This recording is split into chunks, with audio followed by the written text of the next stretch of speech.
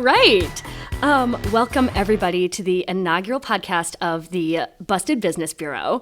My name is Christian Borky, and I'm your host. I have an insane story for all of you today. But joining me on this insane story is my good friend, Jaxie Alegria. Say hi. I'm Jaxie. It is so delightful to have you here. Thank you for having me. We just had a very special lunch at the Sultan's Market that is about a 10-minute walk away from the Lincoln Lodge Theater, which is producing this podcast. Sultan Market is? No. Oh. The Lincoln Lodge. Right, we're in the Lincoln Lodge right now. We are going to be talking about a lot of different things today, mostly centered around clothing donation bins. Jaxie, what do you know about clothing donation bins? Tell me everything. Do you donate to them? What's the tea? I don't know very much. Most things that I know about them, I learned on the walk here from Sultan's Market, sponsored by. Yeah, I guess I have never donated to a donation bin. I donate to sometimes thrift stores, but... You go right into the thrift store and you donate to them? Yeah, just something about the box freaks me out. What about the box freaks you out? I don't know. Like, I've opened them before and they're just so dark inside. I'm always scared. Aren't they locked? How have you opened one? Well, no, like when you put your thing in, you open the drawer. I'm always terrified that a hand's going to stick out. I don't know. Oh, a very valid concern. Just like closed boxes are a fear of mine. Interesting. Well, I am delighted to tell you that there is a lot going on behind these boxes. There's a specific group of boxes that are very interesting. But first, I do want to go over a little bit how they work, especially when they are not nonprofit clothing donation boxes, which if it says commercial anywhere on the box, that means typically that the clothing is sold. In a lot of examples, it will usually be sold for like a penny a pound to like an overseas clothing retailer where they will then sell it in different countries. So when you are putting clothing donation into a box that is commercial, you are basically giving free product to a company that is just selling them for a penny a pound. Great deal. It's an excellent deal. And you know who loves it? Nonprofits who need clothes. They love it. They're obsessed with it. They love when that happens. So, I'm not going to beat around the bush anymore. We're going to jump right in. First of all, I want to acknowledge that this story could not have been done without the incredible journalism of Michael Durham. He's been in this specific story that we're going to talk about since 2003 and is the main reason that any of these documents are even remotely in English, because a lot of this has to do with Denmark. A lot of documents are in Danish. The Danes. The Danes. What do you think about the Danes? I have very few experience with the Danes. My first crush was a Dane. That's the only one who was I have ever met. His name is Christian. My first crush was another Christian. Oh, I'm sorry. I'm sorry you had to find out like this. I have other Christians in my life. It's okay. We'll get through it. But again, thank you to Michael Durham, and additional thanks to Wade Larson, who is a professor, researcher, and Enya lover, according to his Facebook. I was on there for like 5 minutes on his public Facebook, and there were like 7 pictures of Enya. You had to make sure you knew. Anyways, thank you to him. So we'll start our story in Minneapolis, Minnesota in July of 2014. The Community Planning and Economic Development of Minneapolis was sent a request. A company called USagain, spelled U-S again, which just hits my eyes wrong. They wanted to drop some clothing donation boxes in public areas, which requires like approval from a municipal body to drop them in public places. Usually in private places, you just get consent from the business owner. You're like, can I drop a box here? And most of the time they're like, I don't fucking care. But obviously they needed to go through the Minneapolis municipal government. It's really not that difficult of a request. You ask to put a few down and you clean them up in a timely manner. Really, it does not hurt anybody. And as long as they're not fucking ugly, you can get away with it. Minneapolis, to their credit, asks for a bit more information regarding the owners of USagain. When presented with more information, they kept changing it up, like the owners of USagain, eventually listing like 2.9% ownership in like Belize, Mexico, and Laos. And so they kept submitting requests for more information, being like, who the fuck owns USagain? And they kept coming back with different answers, which is not a difficult question to answer. Who owns your business? So then on July 15th, 2015, my man Grant Wilson releases a follow-up stating the Community Planning and Economic Development Committee is going to request the city council deny USagain's application because, per the document, a background investigation of the various company owners declared in the license application has found that USagain LLC is associated with international fugitives wanted in Denmark for aggravated embezzlement and aggravated tax evasion. The international fugitives are top leaders of a highly organized group known as the Tvind Teachers Group, which is fucking insane. He goes on to list the various ways they're associated, and Grant did his fucking research. He cited that one of them notarized a signature of one of the 5 fugitives listed in 1998, suggesting a personal connection. Like, Grant was doing his fucking research. And it is a big inspiration. She changes the world. He linked a YouTube video on this written document. Like, this man is not fucking around. This is, again, Grant Wilson at the Community and Planet Economic Development in Minneapolis. So, like, what the fuck is he talking about, right? What is Tvind Teachers Group, and why is it run by international fugitives? What the hell is going on? And how is it connected with USagain? To answer that, we have to go back in time to Denmark to 1939 to witness the birth of Mogens Amdi Petersen. Mogens Amdi Petersen is the protagonist of our story today. Now, the 5 international fugitives that were listed on the Minneapolis document. And he's a Dane. He's a Dane. Mogens Amdi Petersen is one of them. There's also 4 other girl bosses, but the story is confusing enough without That's all naming 5 Danes. So we're not going to talk about the other girl bosses. Our main protagonist, right, is Mogens Amdi Petersen. Mm-hmm. We'll go back to the girl bosses at some point, though. Mogens Amdi Petersen is born to a middle-class family. His father is a school headmaster, and Petersen starts teaching high school by the age of 23. By all accounts, he grows up a confident, charismatic fucking hippie. Like, this guy is as left as you can go. He travels the world and bears witness to a ton of, like, poverty and all that stuff. And he's like, I'm going to change the world. And his dad's a headmaster of a school, so he's like, I'm going to do it through school. Foxes. He's got long hair, he wears sweaters, and allegedly he was arrested for throwing rocks at the police during a protest against a neo-Nazi group in northern Germany, which is cool. Objectively cool. Objectively dope as hell. I haven't seen the arrest record, so, like, I couldn't corroborate this because I can't find a fucking Danish arrest record from 1969. But a Danish newspaper called BT reported it, that he served 6 months in jail, was assigned to pack toilet paper for $2 a day in prison. I don't know why I felt like I had to mention that. I should have deleted that. He's able to advocate for movie nights for other inmates and help them get access to, like, more books and stuff, proving that he's very charismatic and is, like, down for the leftist movement. Yeah, wait, we're not going to turn against him, are we? I really like this guy so far. Well, here's my question. Have you ever heard of Jim Jones, the guy who did Jonestown? Who did Jonestown? Did Jonestown? His big project. Yeah, I've heard of it. So what a lot of people don't talk about with Jim Jones is that 70% of his congregation was black because he was, I don't know if you know any of this, he was very able to speak on, like, racial injustice and poverty and all this stuff. And he got, like, the way he got so many followers was by appealing to black people, being like, I'm down for the cause, like, I'm all this stuff, able to eloquently speak on it while also being the hugest piece of shit who's ever existed. Identifying people who are vulnerable and want. So yeah, that's fucked. Ooh, and can't swear, sorry. I've been swearing this whole time. What do you mean you can't swear? Sorry, I haven't been listening to a word you said, actually. But it's so fucked up, right? Like, that is how Jim Jones is able to wind up murdering more than 900 people. That is kind of the vibe I get when I read about Mogens Amdi Petersen. Like, at the beginning of his career, he was very down with the movement, very cool, very leftist. But as we go on, you are not going to be rooting for him anymore. So really enjoy now, where he's a cool guy. Well, now I can enjoy it. I shouldn't have asked. Well, this is kind of the end of his tenure of being cool. So, his flop era is coming. So shortly after his prison sentence, he decides to open an alternative school system in Denmark. This is Mogens Amdi Petersen, not Jim Jones. Jim Jones is over. We're over him. Canceled. We finally canceled him. We got him, boys.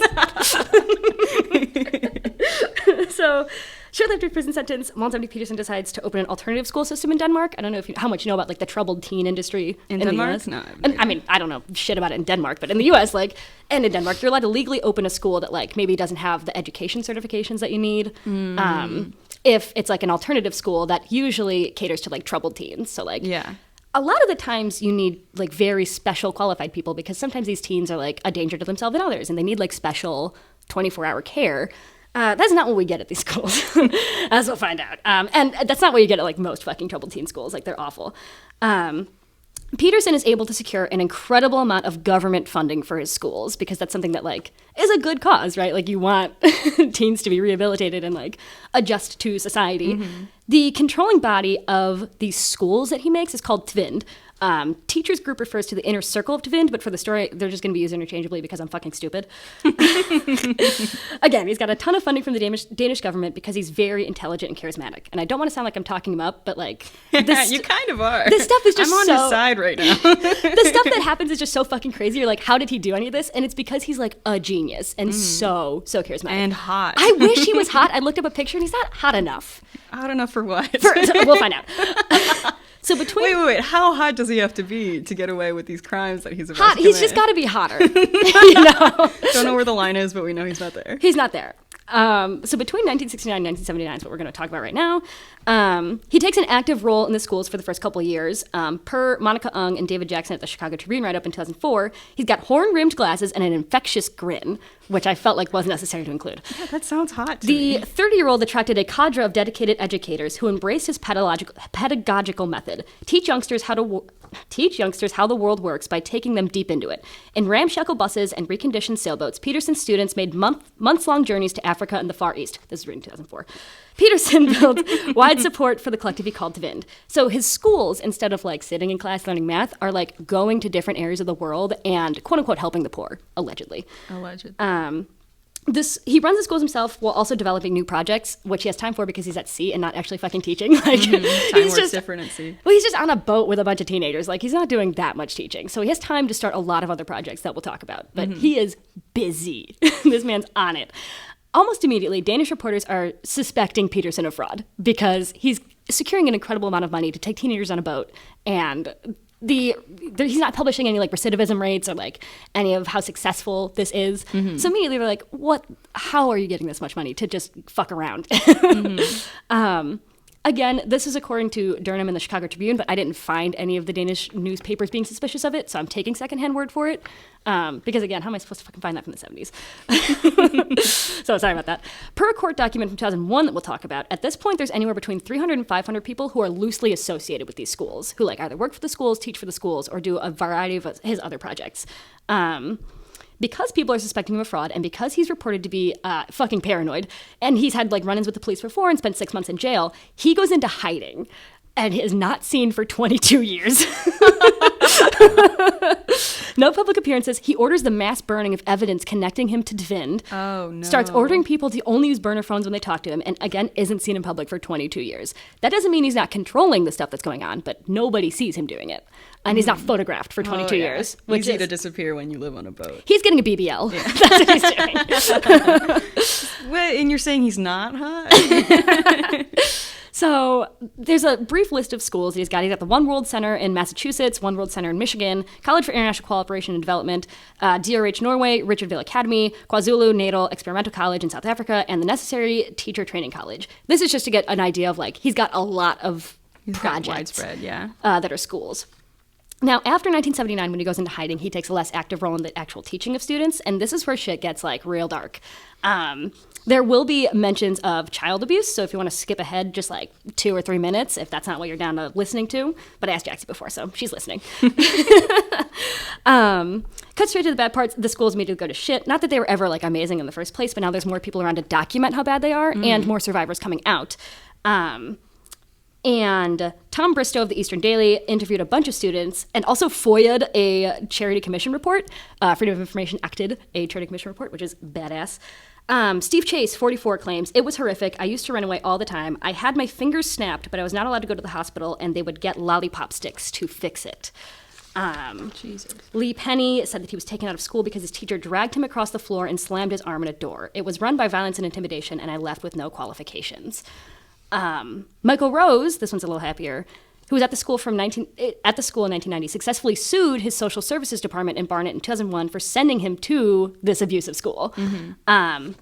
Because it's mostly boys that go to these schools, because this is for troubled teens and they've got an underqualified staff, it was just a hotbed for abuse. It was not at all rehabilitating anybody or adjusting anybody to society, and it's leaving them with, again, no qualifications. So once you're in this network, like, you kind of return to this network to work here, because where else are you supposed to go? It's really sad, and I cried several times reading this. In addition to that, out of the child abuse section, the school was siphoning off money at an impressive rate. The plan was to use government money to overpay for services that are owned by other members of Tvind Teachers Group, and profit from there. Classic fraud.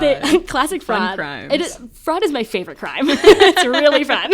What are your other favorite crimes? Top 5. Top 5 crimes. I love vandalism. I think that's really fun. That's a good one because it's pretty creative, you know? Yeah. Fraud. Any kind of fraud. It's all kinds of fraud. It's very silly. It's like bamboozling and trickery. I love it. Silly.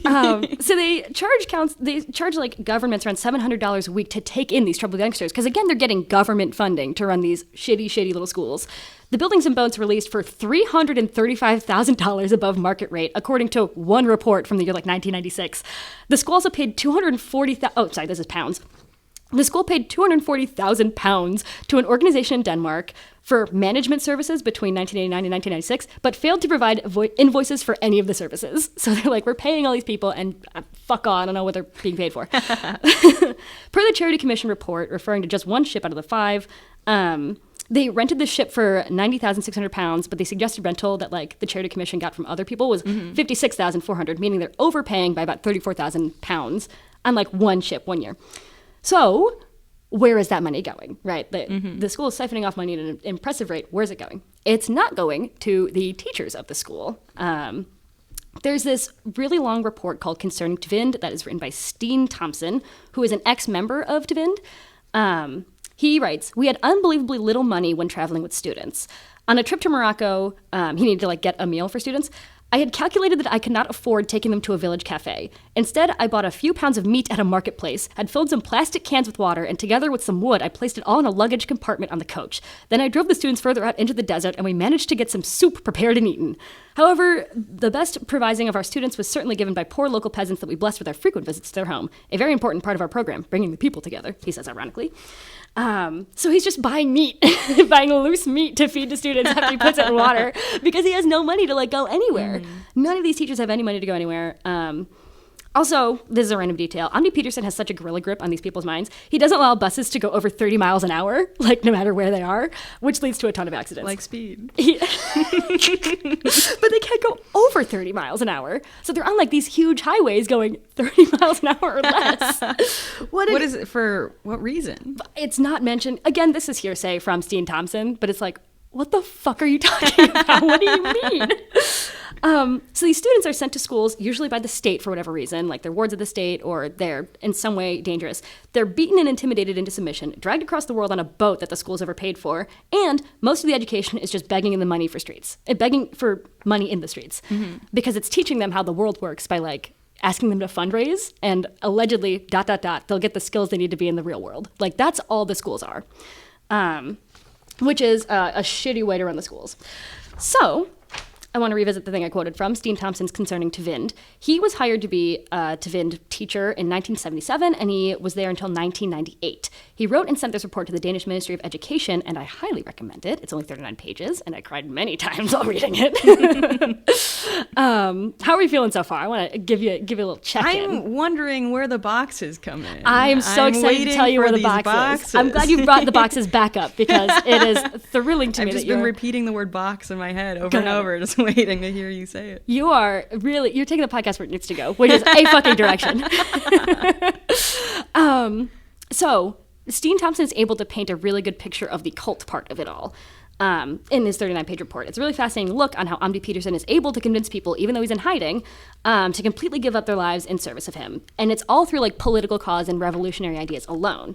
Thomsen writes, "We wish to participate in a fair distribution of goods, the abolishing of racism, abolishing of nuclear power, and establishing good schools, etc. To become a TG member was close to a revolutionary act." And that is what Amdi Petersen is convincing all these like well-meaning people, but then they get hired in these schools and they become child abusers. How does that happen?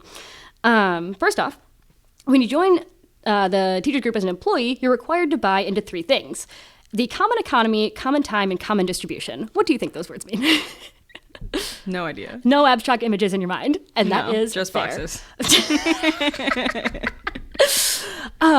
The common economy refers to the fact that part, if not most, of your salary is put into a fund.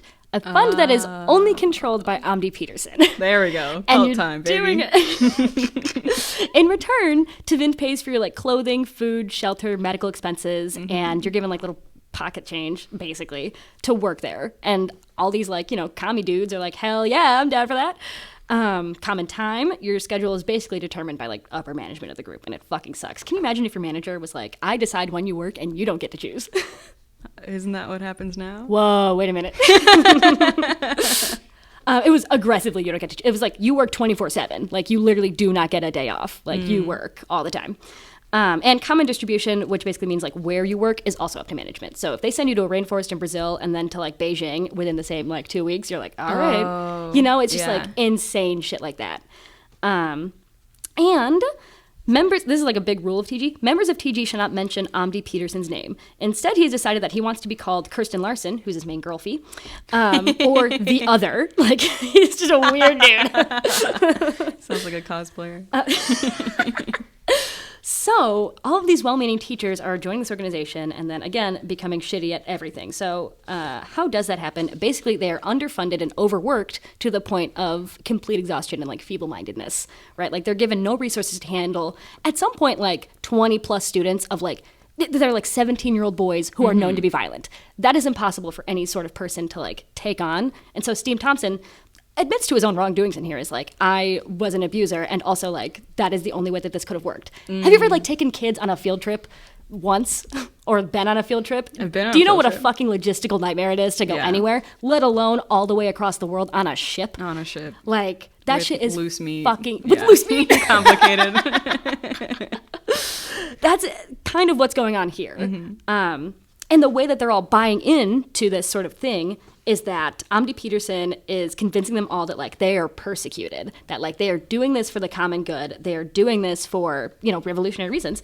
Once in the early 80s, he said that he had been shot at in a car and was like, the feds are after me, everybody's after me, and everyone's going to be after you, too.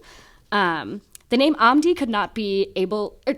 he convinced everyone that the name Amdi could be able to activate a combination of microphone and tape recorders that were just like Sleeper bugging agents. their... Literally, yeah. He was like insane.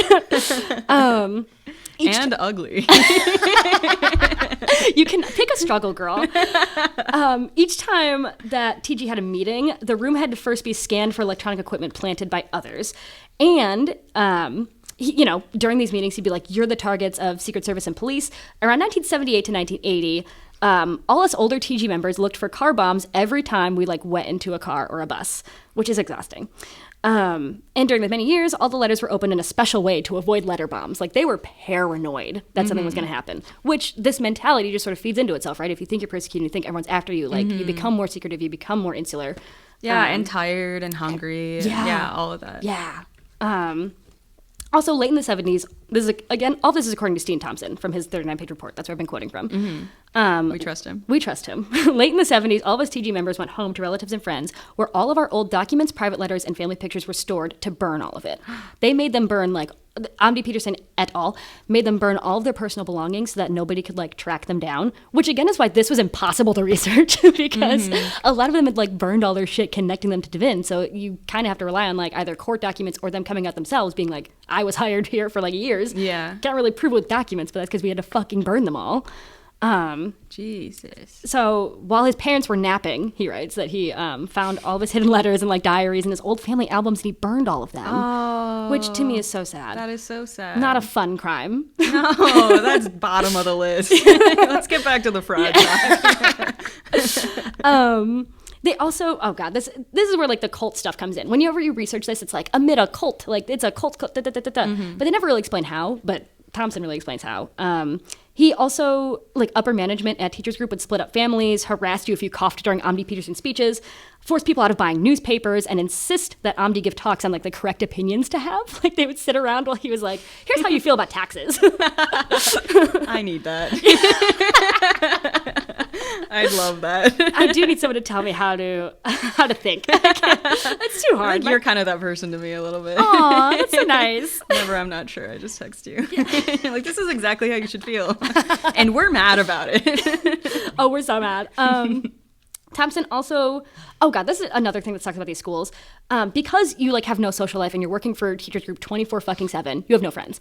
And so Thomsen writes that the students are much too involved in the adults' social life, as the adults do not have a proper social life themselves, for instance, with the friends outside school when they're in the local area. So the pupils are used for fulfillment of the adults' need of a kind of emotional and social life, which is just even more toxic than, like, what we've already gone over. Dangerous. Just, like, layers and layers and layers of how these are fucking awful. So I hope the picture is beginning to emerge. Amdi Petersen recruits well-meaning people who want to make the world a better place, offers them absolutely no resources on making it better, and sends them halfway across the world with huge groups of violent teens means while raking in an incalculable amount of money. Because again, at this point, he's still getting government money. Like there's investigations going on, but nothing is getting cut off yet. So that's the picture that's painted until about 1998, when, fucking thankfully, the schools are shut down. The schools, I should say, for high schoolers or like teens, because people catch wind of it and are like, fucking no. Like, just the schools? Just the schools. So he's still got like international colleges where people come. Have you ever been in a college dance marathon or know anything about that? No. Your whole thing, I was part of Demon-thon. I remember this. The whole thing is that like they send you out to basically fucking beg for money on social media or in the streets, and that's all you do. Like that's your whole job in the organization, which is what these colleges are sort of doing. There's just like one long fucking dance marathon. Like there's stories and stories and stories of people just being like, all I did was like go somewhere and just beg for money, and that was my education. And now I like I can't do anything and I have no money now, so I have to work for Tvind. So I hope I'm painting a picture of how shitty Amdi Petersen is. Through negligence alone has allowed this hotbed of abuse to happen. Fuck that guy. Just because they're gone doesn't mean that they're irrelevant to the story, the schools. I just thought I needed to like mention it. I thought it was important. We're getting to the boxes. Ah, thank God. Because I was about to leave. He loses a ton of government funding and is like, I need to make money somehow. He can do that with his little his his scams. You're about to get sued by St. Vincent himself. He's got his colleges around the world, but then the idea springs up of the donation boxes. When you have a for-profit donation box, you are getting free materials that you then just like resell. And he's got a number of like clothing resellers it's a lot of financial stuff that I don't really understand. But you can put a box fucking anywhere, which he does by starting companies like the Guy Movement, PlanetAid, and USagain, which is where our story started in Minneapolis with the thing that got denied. That is how this connects to all of this. But he's still got other projects happening that are like nonprofits going on in the world, which we will get to. So he gets caught in September of 2000. People are trying to like investigate him, right? They're like, you can't just do all of that fraud and get away with it. No matter how much fun it is. No matter how fun it is to overpay for a boat, you have to pay for it. In March of 2001, Petersen and his girls were charged with tax evasion and finance. I was about to read the names. I was like, you don't fucking care. Wow, way to cut women out of the story. I am erasing women. During a large-scale raid on 8 Tvind addresses in April of 2001, police and tax officials seized and later decrypted a trove of computer documents that suggested the TG elite systemically transferred money from their humanitarian fund to themselves. Because again, at this point, they've got in several countries have development aid from people to people, humanity people to people, like different nonprofits that are theoretically supposed to just like help locals, but just get money and then put it back in their bank account. God, this is such a random detail. In February 2002, FBI agents arrested Petersen on an international warrant at Los Angeles International Airport because the whole time he'd been spending time in like Miami. By the 80s, he was done pretending to be a communist and just like lived in a luxury thing in Miami. So February 2002, they catch him on an international warrant at Los Angeles International Airport while he was traveling from Southern Africa to Mexico shortly after tighter 9/11 airline screenings went into effect. So I think it was the first time he'd stepped on a plane since 9/11. And because of all the increased screening, they're like, that's the guy. That's our man. That's our man. So the trial begins. Lengthy court litigation is not a particular area of interest to me. And half of it was in fucking Danish. But from what I perused of the 2001 public prosecutor for serious economic crime case in Denmark, he and the besties are charged with aggravated embezzlement and tax fraud, resulting in a total of 186 million Danish dollars, which in today's money is $38,924,146.53. I don't know why. You read that number like a champion, by the way. Thank you. I do trivia. I'm on mic a lot. The trial cites Amdi Petersen, his girlfriend Kristen Larsen, and a few other girl bosses. All but one. This trial goes on and is insanely expensive in Denmark. Like, it is crazy fucking long. But they are let go based off a technicality that I don't really fucking understand.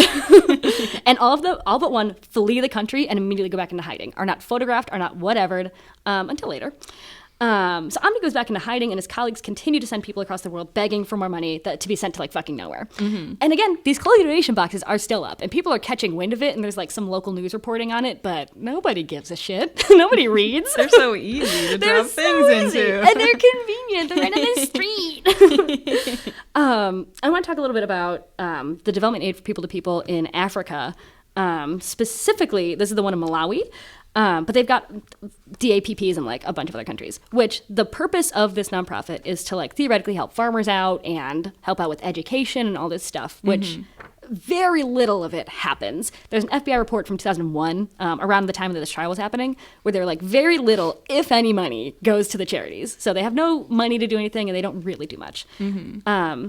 There's an interview from Reveal News, that's what it is, and that writes, Patrick Ateka met Amdi Petersen in Mexico. He knew him personally because Petersen had hired him to search for his lost dog for 2 years when it went missing in Zimbabwe in 1998.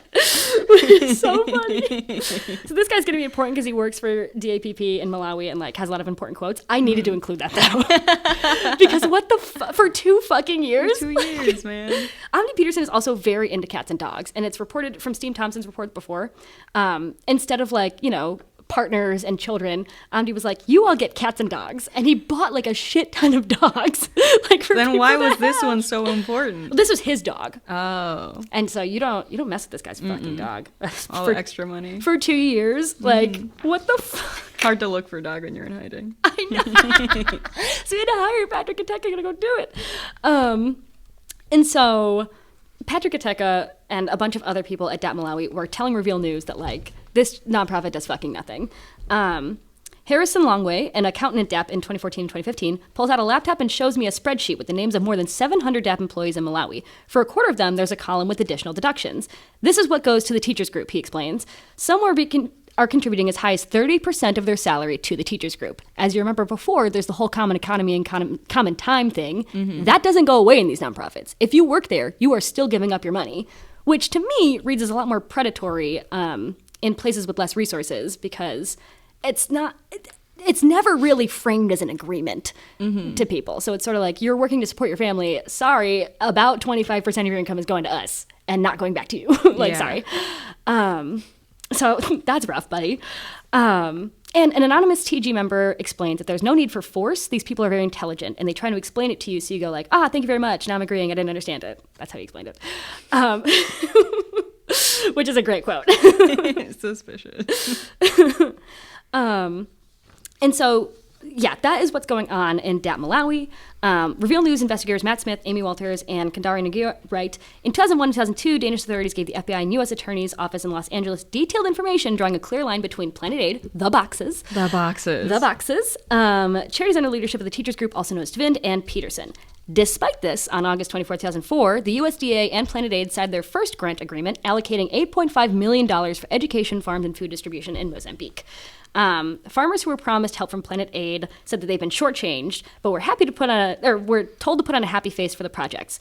Interviews in Africa show a PlanetAid subcontractor controlled by teachers group members would steer visiting auditors to village farms that looked prosperous but were merely for show. So they're just like pretending whenever there's a report that there's like good farm shit going on. And it's an insane act. Farmers in the district say 1 goat and 1 pig were all that ever arrived, and both died before they could reproduce.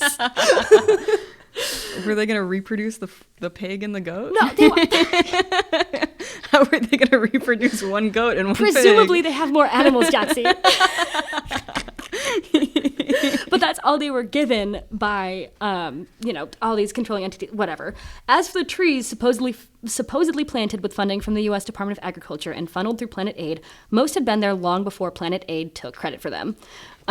Which is hilarious that PlanetAid is like, we planted these trees, and it's like, no, they've been there for fucking however many years. You can't prove I didn't plant a tree. There's a tree there. I guess you really can't prove it until you cut it down and count the rings, right? Like, don't all trees kind of look the same age? Whoa, that's offensive.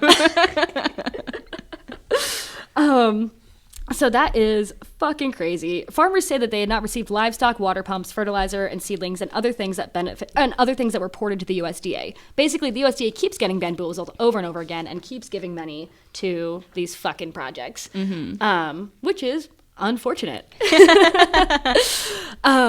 So that is what's going on there, and it's fucking insane. And again, I really need to emphasize the connection to the boxes because this is still going on. Like, despite this reporting and despite all this is still happening. Like, they're not. We are funding it. We are funding it every single time. With our old shoes. As recently as 2015, the USDA continues to allocate humanitarian relief and funds to PlanetAid, tens of millions of dollars worth. Less than 6 months ago, the Foreign Agricultural Service posted a webpage announcing aid programs, including $31.6 million allocated to PlanetAid for programs in Mozambique. Which is so much money. And that's just like one of, I think they have, I can't remember, it's 30 or 50 of these nonprofits in like all these different countries. So they're getting all of this fucking funding to do nothing. One goat, one pig. It is literally, Amdi Petersen is doing crime from home. And it's Work dope. from home. It is. On Zoom. Any crime you can commit on Zoom is a great crime. The only good news that I could find from I'm sorry, I was talking about Mozambique and Malawi. They are not interchangeable. It was just both the things that are coming up in the same Reveal News report because the countries are close to each other. I believe they border. They do believe border. you. I'm pretty sure they border. Whatever you say. They're both in southern Africa, and I can't remember if they directly border, if they're just like really close to each other. But anyways, I feel like I had to mention that. In 2017, a bunch of people in Malawi are suing for back pay. There's no report yet on how that's going. I doubt it's going well. They're suing because they're like, we have been working for this entire time and we keep giving up our salary. Where's our salary? Or like, we work overtime. Where's our overtime? So 2016 rolls around. Amdi Petersen again recent. Has not been photographed since the trial ended in 2006. In 2013, he and the girls were put on the red list for the Interpolice, the International Police. Interpol is what they're usually called. Oh, I heard of that one. Yeah? What do you know about Interpol? I've only heard of it from spy movies. So they're put on the red list. I don't know if wanted is the technically correct term for what they are, but they are requested back in Denmark for, to answer some questions that people are having. So it's like, where are they? Again, this is like, in relatively the early aughts, so there's more pictures that can be taken of people, but kind of no one gives a shit. So Amdi Petersen and the girls in 2016 are found at a luxury facility in Mexico, a bunch of miles off the southern coast of California, and the compound is huge. It is it's the hottest thing in this story. It is a sexily huge compound. And a well-known fact in the fraud community, if you're part of the fraud community, all our group chats talk about this, is that if you have enough money, you are absolutely allowed to flee to Mexico and you will not be extradited by the government. That is like a common known thing for fraudsters. We all talk about it. Me and the other girls, we've all been speaking. The 5 main ones on the Interpol's watch list, no attempt has been made by the Mexican government to send them back, and it doesn't seem like it's going to happen anytime They have soon. other things to worry about. As recently as 2020, he was filmed at a Costco in Mexico. Just like shopping with the girls. Good taste, man. I'm a big Costco fan. So again, I don't know if wanted is the technically correct term, but like they are on the watch list and they are wanted back in Denmark. Requested, desired, called, they're beckoned. And they are refusing the call to action. So that leaves us from 2016 to now. Again, the most recent bit of activity is the Costco sighting. PlanetAid had sued Reveal News, which I was extensively quoting from about the Malawi stuff, had sued them for being like, you are conspiring against us to like cut off business transactions. And as recently as 2020, I believe there was a W that was to be had at that trial, a W for Reveal News, a W for the good guys. For the hot people. So the bins are still, the clothing bins, the clothing donation boxes, are still legally allowed to operate wherever. And the U.S. government has repeatedly ignored inquiries, even from the FBI in 2002, to stop sending funds to these fucking organizations. It's insane. So these bins still exist, and every time you put clothes in them, you're funding a luxury compound and Amdi Petersen's bank account. Costco runs. Pistachios in bulk, thanks to your old dog Those $1.50 hot dogs, you are funding them whenever you put your fucking clothes. Kambani Kufendiko says to Reveal News, the United States people, I think they should know the teacher group has used their money in a way that is not for the intended purpose, where they want to help the community, they want to help poor farmers, they want to help Africans. It's not like that, Kufendiko says. They're helping somebody who's in Mexico building mansions. And I could not have said it any better myself. Like, that is fucking crazy. And these still exist. Like, these boxes are still around. There's still, oh my God, I was on the way to your Halloween party the other week, and there's a USagain bin, like, on Diversia on the way to your house. Yeah, between my house and your house. Or maybe it's on Addison. It's on one of those things. I was in a lift, and, you know, I was on my way being drunk. I don't know. But Sarah was in the car, and I, like, did a double take. Like, I saw a crime happen. And she was like, what is that? And I was like, it's a USagain bin. And she was like, I don't care. So that is the entire story of the international fugitives that are still beckoned by Interpol that operate the bins that still exist in this country today. There is no happy ending. It's still happening. Mm-hmm. And the best I can say at the end of this story is that, like, fucking do your research before you put your clothes into a box. Are there good ones? There's, I guess, the main question. What you had said at the beginning about going directly to thrift stores to put your clothes there, like, that is one of the better things you can do. There are also, like, I go to Out of the Closet, which is near Halstead and Roscoe. There's also, like, oh God, I can't remember. I think it's Juno for me. I do buy nothing groups a lot too. If you just post, like, a bunch of your clothes, that way you know it's going to someone who, like, wants it, rather than just because I used to work on the buy nothing group. What is that? Well, it's just like this project in America where the whole idea is don't buy anything new because everything you'll ever need already exists. Mm-hmm. So whenever you're getting rid of something, someone else could potentially need that thing that you're getting rid of. So it's mostly on Facebook, which is sad because I want to delete my Facebook so bad. But that's, like, the one thing that I use it for. And I use it for all the time. You just, like, hey, this is a thing I'm getting rid of. And if someone wants it, they take it. Or if you're looking for something, like, say I wanted to make, like, a big batch of some sort of drink, but I don't have a big container. I'm like, hey, does anyone have a big container they don't use? And then it's all, like, neighborhood based. So it's all about, like, feeding into your community and, like, community aid and whatever.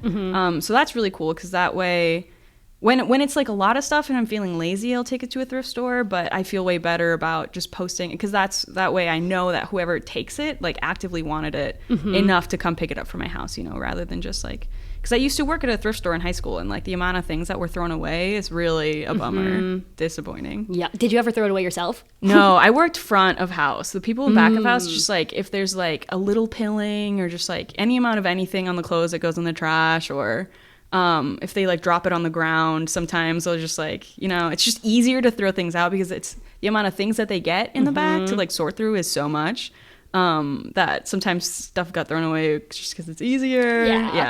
Yeah, it's also, I mean, you could also make this an indictment of fast fashion. Like, stop buying so many clothes, you have to put them in a huge trash bag and put them into a box. 6 trash bags in the trunk of your car for 8 months. Yeah, I know the story. I dress like a cartoon character, so luckily I do not have that issue. I love that. But yeah, do you have any questions on the story? Because I did my damnedest to get through that in an appropriate amount of time, which I did. But I feel like I zoomed through it. And so if you have questions, I would love to answer them. I mean, how long was this whole thing? That was the timeline was kind of the thing that I was struggling to. The schools started in the 70s, and the the projects, like the, you know, DAPPs started, oh God, at any point between the 80s and 90s is when they all started. The story ended so recent, or it's still going on now. Like, all these nonprofits still exist and get a lot of government funding. It's just, like, no more child abuse factories, you know? Like, as far as we know. Yeah. But now it's just, like, adult financial abuse factories. You know? Fraud. Fun crime factories. The best.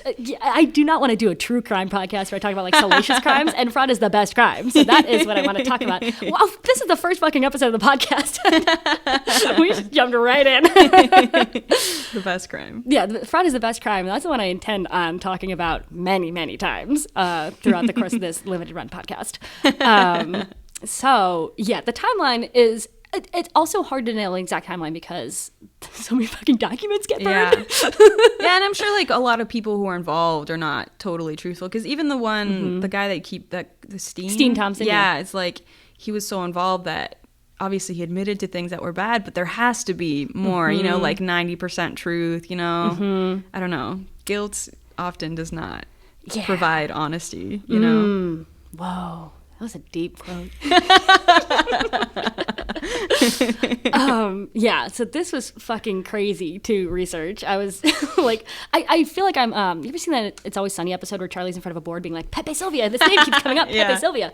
That was me the entire time. How did you discover this? Like, what was the inspiration behind? Because it really is something I've never heard anyone mention. Oh my God, do you want to life. hear how I found out about this? Absolutely. There is a Green City Project box that's in front of the Wingstop at my house.